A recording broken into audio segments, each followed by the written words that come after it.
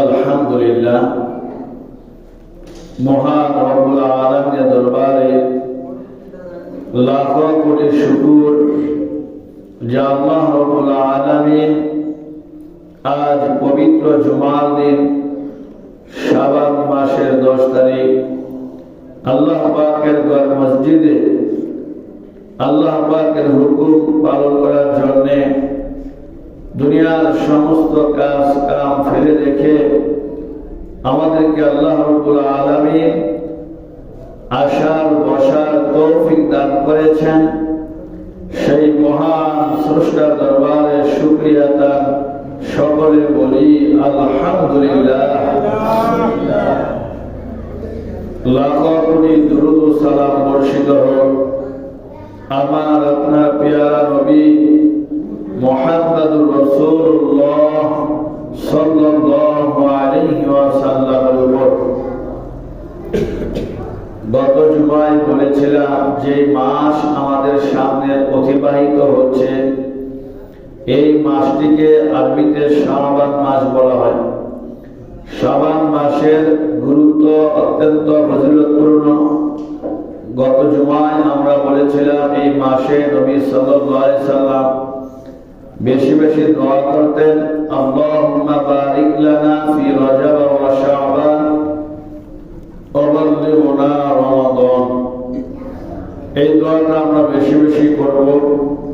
এরপর নবী সাল্লাল্লাহু আলাইহি সাল্লাম এই মাসে বেশি বেশি নফল ইবাদত করতেন, নামাজ পড়তেন, নফল রোজা রাখতেন, দান খয়রাত করতেন। সাহাবায়ে কেরাম এই মাসে আরো একটা আমল করতেন। আমরা রমজান মাস আসলে যাকাত দেই, ঠিক না? সাহাবায়ে কেরাম যাকাত প্রদান করতেন শাবান মাসে। এই জন্য করতেন, শাবান মাসে যদি যাকাতটা দেওয়া হয় তাহলে অসহায় গরিব মানুষগুলো কিছু টাকা পয়সা পাওয়ার পর রমজান মাসে তারা একটু ভালো মন্দ খেতে পারবে, একটু বাজার সদাই করে রমজানে তারা ইবাদত বন্দেগী করতে সুবিধা হবে। যার কারণে সাহাবায়ে কেরাম যাকাত নামের ইবাদতটা তারা শাবান মাসের মধ্যেই বেশিরভাগ দিয়ে দিতেন। এজন্য আমরাও যদি পারি এই আমলটা করব, যাতে করে গরিব অসহায় মানুষগুলো আপনার আমার অর্থের মাধ্যমে তারা যেন এরকম ভাবে সুন্দরভাবে সামনে যে মহামূল্যবান মাস রমজান আসতেছে এই রমজানে যেন ইবাদত বন্দেগী করতে পারে। আল্লাহ নবী সাল্লাল্লাহু আলাইহি সাল্লাম শ্রেষ্ঠ নবী, আখেরি নবী, আমার আপনার নবী বিশ্ব নবী, যেই নবীর মর্যাদা সমস্ত নবীদের চাইতো বেশি। সুবহানাল্লাহ। আমার আপনার নবীর যেমন মর্যাদা, সেই নবীর উম্মতেরও এত মর্যাদা। নবী সাল্লাল্লাহু আলাইহি সাল্লাম বলেন, পৃথিবীতে 1 লক্ষ মতান্তরে 2,40,000 পয়গম্বর এসেছিলেন। 313 জন রসুল আর বাকি সবাই ছিলেন পয়গম্বর নবী। তো এই সমস্ত নবীদের উম্মতের চাইতে বিশ্ব নবী অর্থাৎ আখিরি জামানার নবীর উম্মত অর্থাৎ আমরা মুহাম্মদুর রাসূলুল্লাহ সাল্লাল্লাহু আলাইহি সাল্লামকে নবী মানি, এই শেষ নবীর উম্মতের এত দাম, এত মর্যাদা যে সমস্ত নবীর উম্মতের আগে এই আখিরি জামানার নবীর উম্মত বেহেশতে প্রবেশ করবে। সুবহানাল্লাহ। আল্লাহ রাব্বুল আলামিন এই নবীর উম্মতকে এমন এমন বিশেষ বিশেষ দিন, বিশেষ বিশেষ রাত্র দান করেছেন, যেই রাত্রগুলো ইবাদত করার কারণে অন্যান্য নবীর উম্মতেরা শত বছর, হাজার বছর ইবাদতের চাইতে বেশি ফজিলত রেখেছেন। সুবহানাল্লাহ। কারণ হচ্ছে অন্যান্য নবীর উম্মতেরা 100, 200, 300, 500, 800, 900 এরকম তারা দুনিয়ায় বেঁচে থাকত। তাদের হায়াত এত লম্বা লম্বা ছিল। আর এই শেষ নবীর উম্মতের হায়াত হচ্ছে খুবই কম, 100, 150। আর এখন তো আস্তে আস্তে নিচের দিকে নামছে, 60, 70 এর মধ্যেই শেষ। সামনে আরো কত কমে আল্লাহ পাকই ভালো জানেন। এই নবীর উম্মতের এই অল্প হায়াতের মধ্যে তাহলে ওই অন্যান্য নবীর উম্মতরা যে শত শত বছর ইবাদত করছে, এত দিনকার ইবাদতের সওয়াব তারা কিভাবে অর্জন করবে? তাদের তো হায়াতই কম।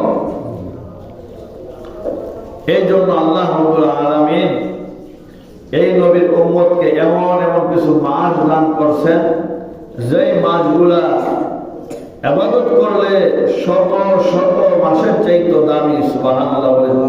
রমজান মাস এমন এমন রাত প্রদান করছেন, যেমন শবে বরাত, শবে কদর। শবে কদরের এক রাত ইবাদত করলে 1000 মাসের চাইতে বেশি ইবাদতের সওয়াব। সুবহানাল্লাহ। কোথায় 1000 মাস? কেন দিছে? এই নবীর উম্মত গুলা শ্রেষ্ঠ নবীর উম্মত। এই নবীর উম্মত, নবীর এত সম্মানের কারণে নবীর উম্মতের হায়াত যদিও কম, কিন্তু তাদের হায়াতের মধ্যে এত বরকত আল্লাহ রাব্বুল আলামিন দিয়েছেন, যা অন্যান্য কোন নবীর উম্মতের মধ্যে, অন্যান্য কোন নবীর মধ্যে এত মর্যাদা, এত গুরুত্বপূর্ণ দিন কিংবা রাত্র আল্লাহ তাআলা দান করেন নাই। এটা হচ্ছে একমাত্র আখিরি জামানার নবীর উম্মতের জন্য এই স্পেশাল অফারগুলো আল্লাহ তাআলা দান করেছেন। এই রাত্রগুলোকে যদি আখিরি জামানার নবীর উম্মত অর্থাৎ আমরা যদি ইবাদত বন্দেগী করি, আল্লাহকে ঠিকমতো ডাকতে পারি, আশা করা যায় আল্লাহ তাআলা জিন্দেগীর গুনাহগুলো মাফ করে টুকটাক যা আমল করছেন এই বন্দেগীগুলো আল্লাহ কবুল করবেন। সুবহানাল্লাহ। ঠিক তেমনি একটি মহামূল্যবান রাত্র আমাদের সামনে আসতেছে। এই মাসের মধ্যেই আর মাত্র 4 দিন মাত্র বাকি। আগামী মঙ্গলবার, কি বার? আজ শুক্রবার, শনি, রবি, সোম, মঙ্গল। এই মঙ্গলবার দিন গিয়া রাত্র, এটাকে আরবিতে বলা হয় 14 তারিখ শাবানের রাত্র। কিসের রাত্র?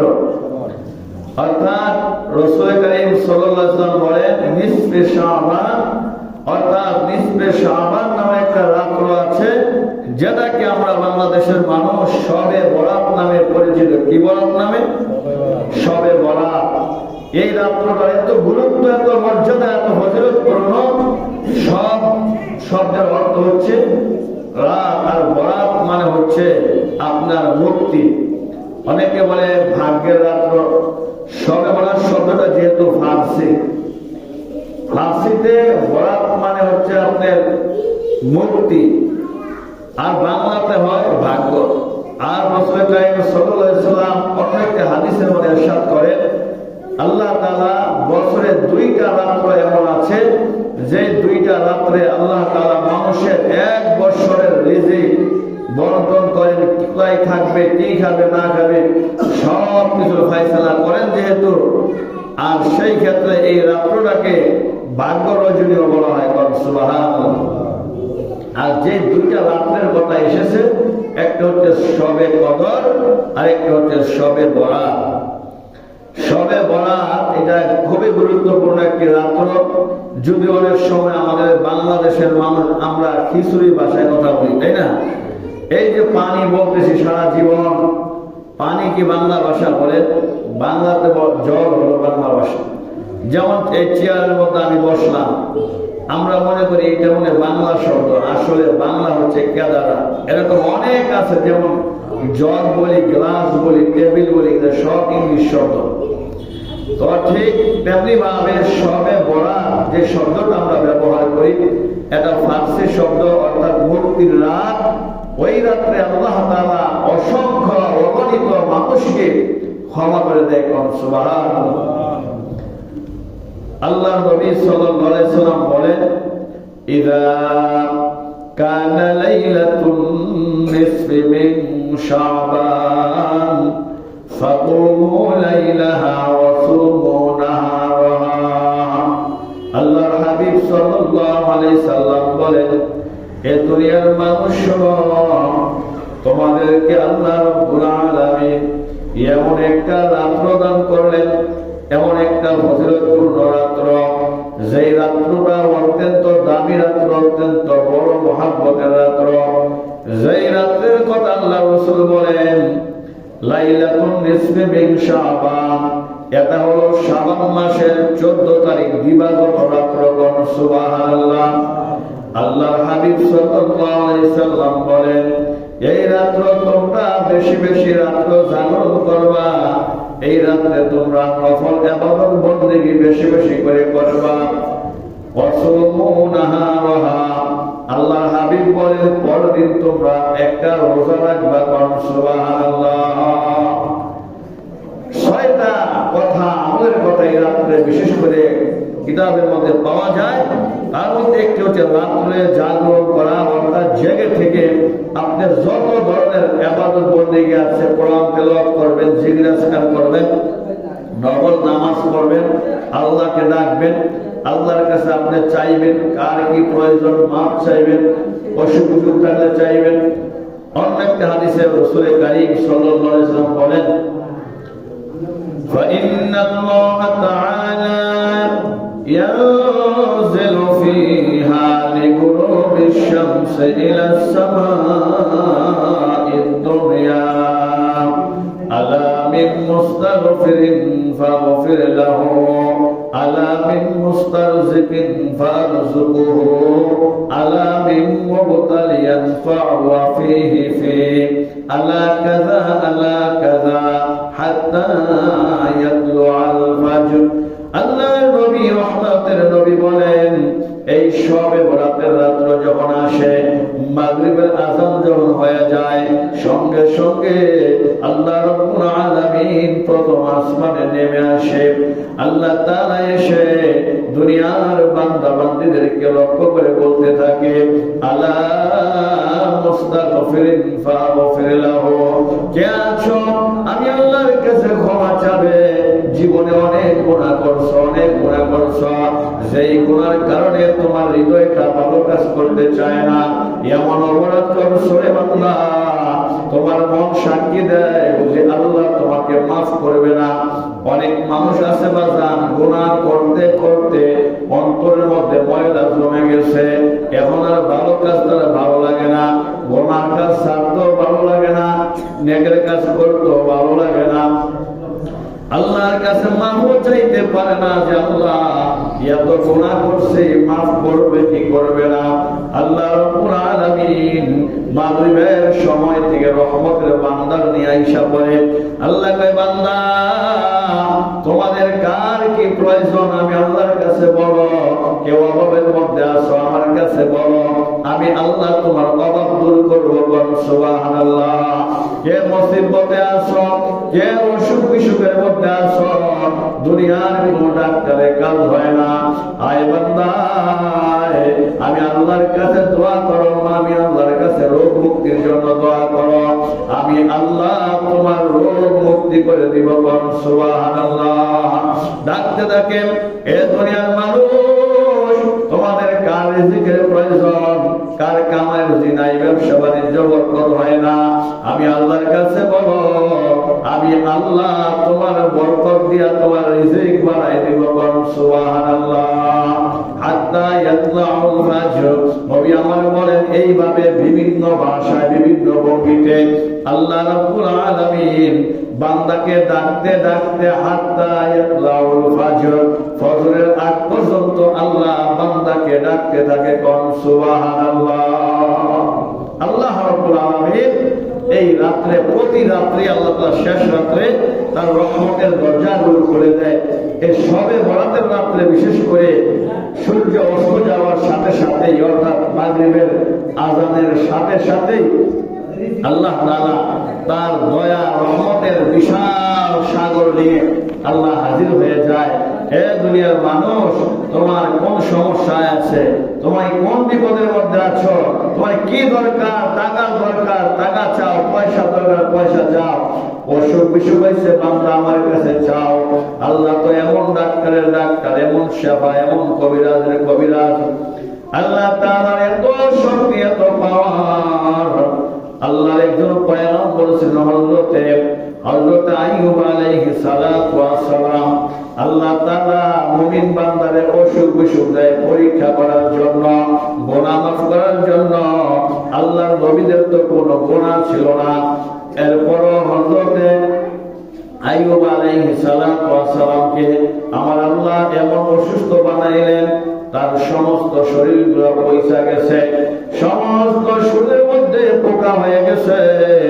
এক পর্যায়ে এমন হয়ে গেল, আল্লাহর পয়গম্বর হযরত আইয়ুব আলাইহিস সালাতু ওয়াস সালাম খাবার খেতে পারেন না, কথা বলতে পারেন না, তার জিহ্বার মধ্যে, তার ঠোঁটের মধ্যে পর্যন্ত পচা লেগে গেছে।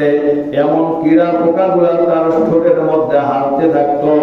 দুনিয়ার মানুষ বিপদে পড়লে একজন আমরা আরেকজনকে বলি, এই লোকটা মনে হয় জঘন্য পাপ করছে, যার কারণে আল্লাহ এমন অসুস্থ দিয়েছে। ঠিক না ঠিক বলে আমার ভাইরা?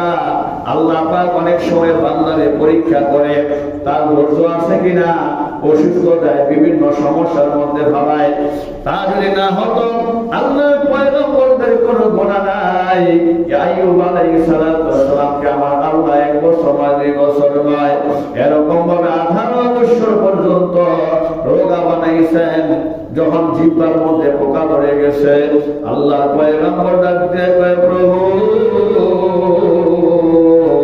এতদিন পর্যন্ত তোমাকে কিছু ভয় নাই রে আল্লাহ।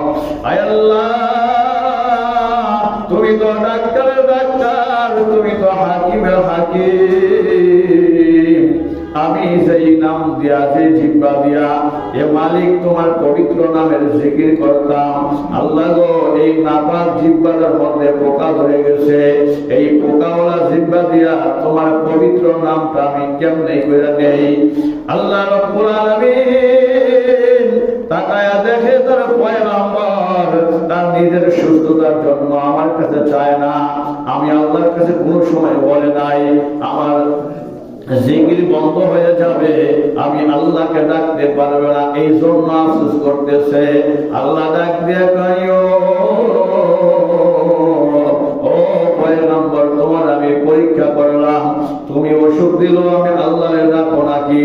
কারণ দুনিয়ার মধ্যে এত মানুষ আছে, দুনিয়ার মধ্যে এত বান্দাবান্দি আছে, সুখে থাকলে আল্লাহরে ভুলে যায়, আবার বিপদে পড়লে আল্লাহরে ডাকে। ঠিক না বেঠিক আমার ভাইয়েরা? আবার অনেক মানুষ এমন আছে যারা দুঃখে থাকলো আল্লাহরে ডাকে, সুখে থাকলো আল্লাহরে ডাকে। ঠিক না বেঠিক?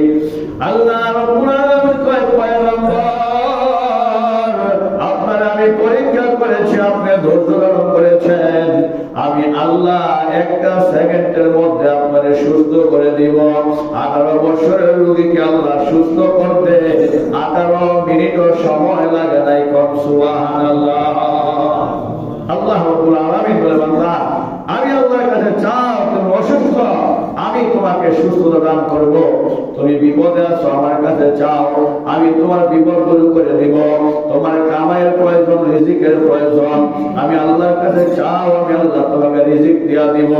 আল্লাহর নবী হাদিসের মধ্যে বলেন, দুনিয়ার মানুষের কাছে চাইলে মানুষ বেজার।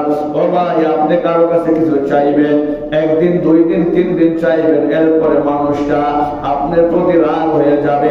বোন যদি ভাইয়ের কাছে 1 বার, 2 বার, 3 বার চায়, ভাই বেজার হয়ে যায়। ভাই বোনের কাছে বারবার চাইলে বেজার হয়ে যায়।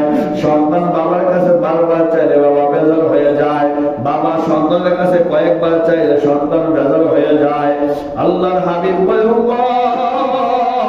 আমার আল্লাহ কই, আমার আল্লাহ তার কাছে না চাইলে আমার আল্লাহ বেজার হয়। কোন সুবহানাল্লাহ।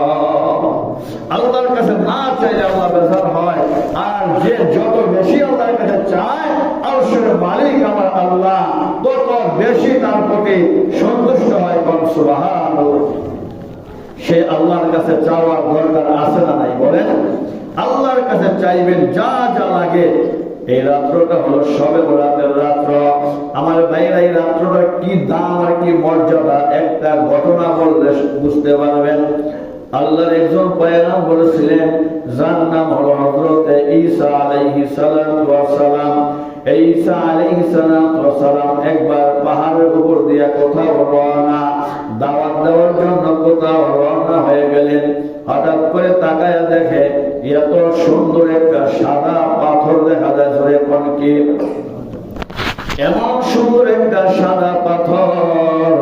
আল্লাহর পয়গম্বর হযরত ঈসা আলাইহিস সালাতু ওয়াস সালাম এই পাথরটার দিকে বারবার বারবার তিনি তাকায় আর মনে মনে করে, আল্লাহ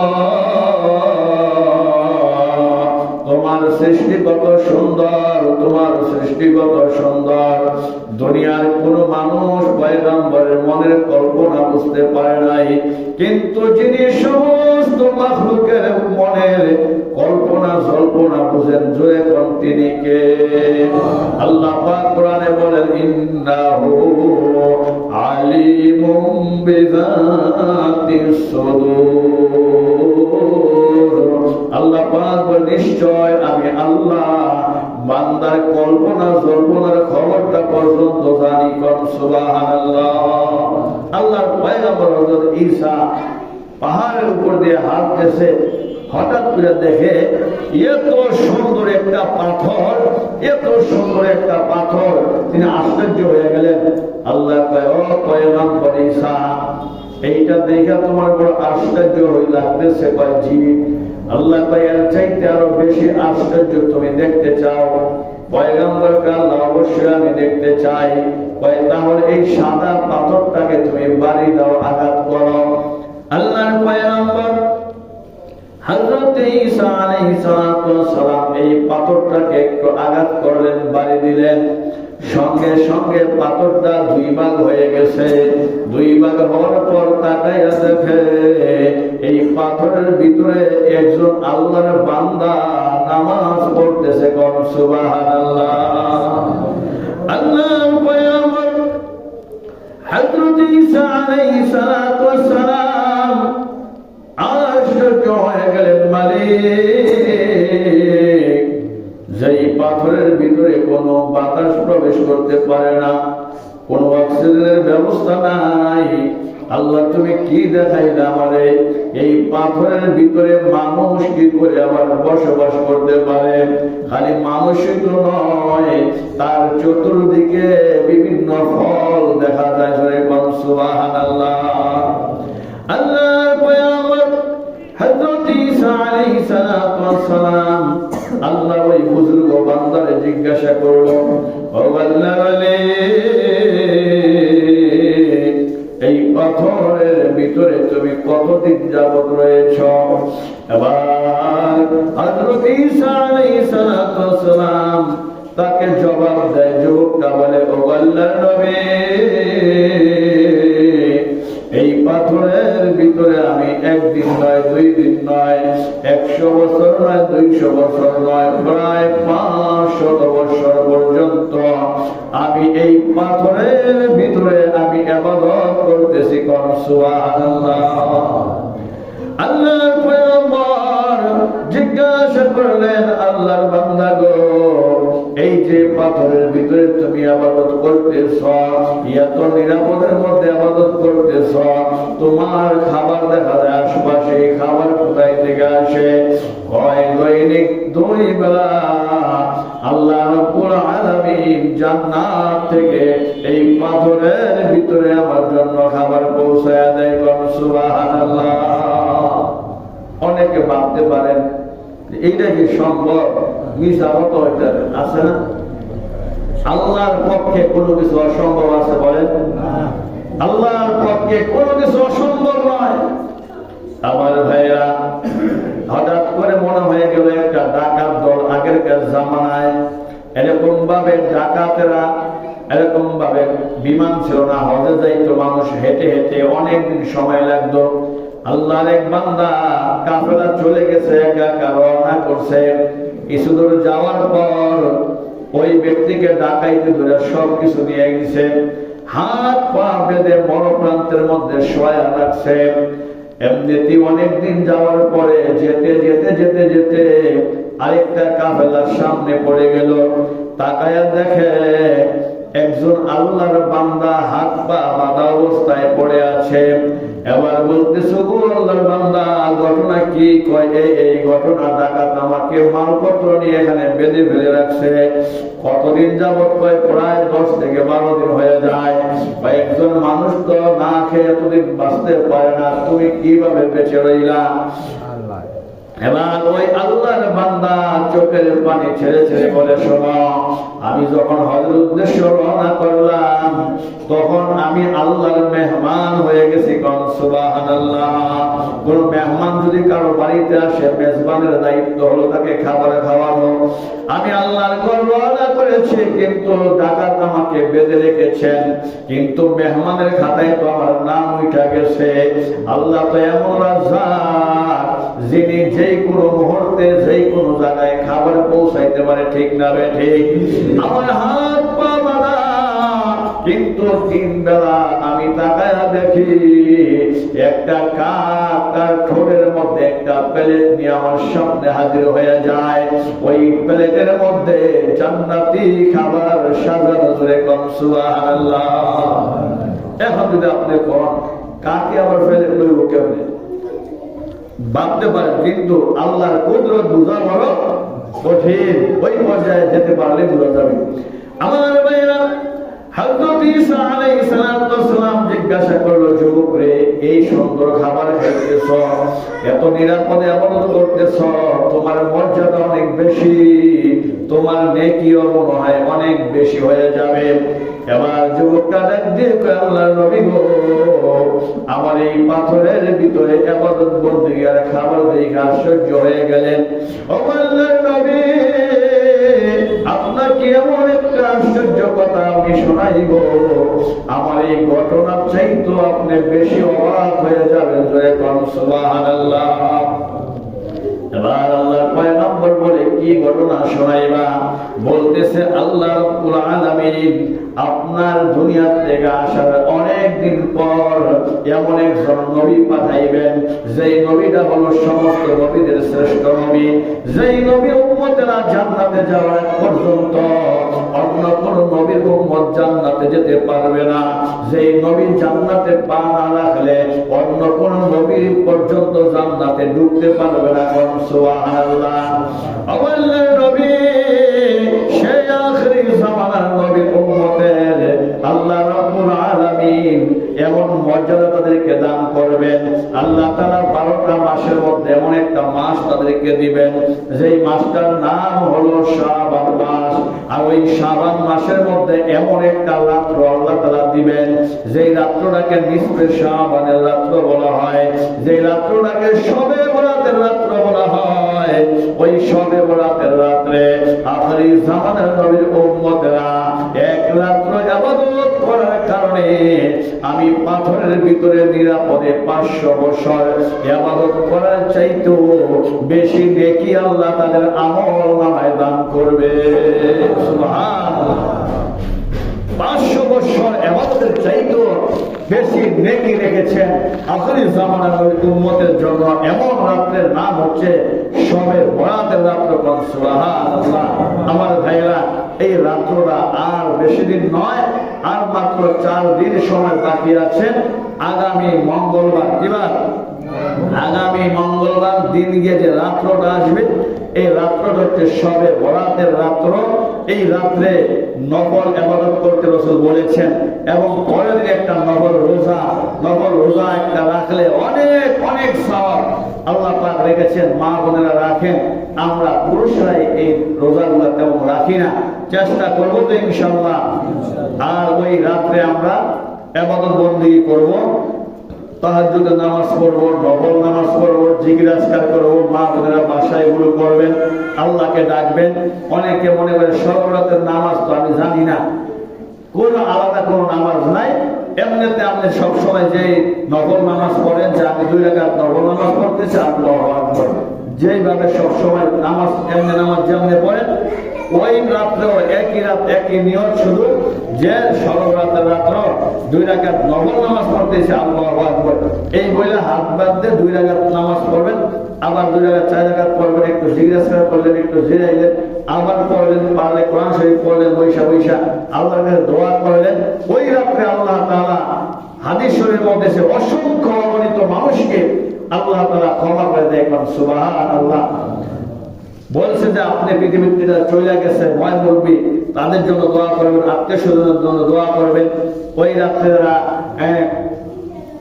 আমরা ওই রাত্রে বলবো, অনেক আলোচনা যেতে সময় নেই। কবরস্থানে পারলে যাইবেন, দল বাইতে না যায় একা একা যাইবেন, গিয়া দোয়া ফেরাত করবেন। আর যারা দুনিয়াতে চলে গেছে তাদের জন্য কিছু সওয়াব পাঠাইবার চেষ্টা করবেন, তেলাওয়াত করবেন, দোয়া পড়াইবেন, নিজে দোয়া করবেন, বা একটু খাবারের ব্যবস্থা করবেন। এগুলো যারা মরে গেছে দুনিয়ার থেকে, তাদের কবরের সওয়াবগুলা পৌঁছাইতে থাকে, তা অপেক্ষায় থাকে। দেখি আজকে বিশেষ একটা রাত্র, বাবা যেমন বিদেশ থেকে আসতে সন্তান অপেক্ষায় থাকে, আমার বাবা হয়তো কিছু না কিছু আমার জন্য নিয়ে আসবে। যারা আত্মীয় স্বজন চলে গেছে বাবা মা কবরে, তারা অপেক্ষায় থাকে, দেখি আমার সন্তান আত্মীয় স্বজনরা আমার জন্য কিছু পাঠায় কিনা, তা অপেক্ষায় থাকে। এই জন্য সবাই যাত্রা আসলেন। যদিও নফল ইবাদত বাড়িতে করা ভালো, কিন্তু আমাদের দেশে বাড়ির ঘরের এমন পরিবেশ, টেলিভিশনের জ্বালায় নামাজ পড়বো কিভাবে, তাই না? আর ঘরে নামাজ পড়ে অভ্যাসও নাই, হঠাৎ করে নামাজ পড়তে গেলে স্মরণ লাগে, হয় না এরকম? এই জন্য আমরা এই মসজিদের মধ্যে আসি, আইসা সবার জন্য আমরা দোয়া করি। অনেক আলোচনা আছে, এই রাত্রে প্রায় 6টা আমলের কথা এসেছে, এগুলো আমরা ওই রাত্রে ইনশাআল্লাহ আলোচনা করব। মা বোনদের উদ্দেশ্যে বলছি, আপনারা কোনো ঝামেলা নাই, এমনিতে যেইভাবে নামাজ পড়েন নফল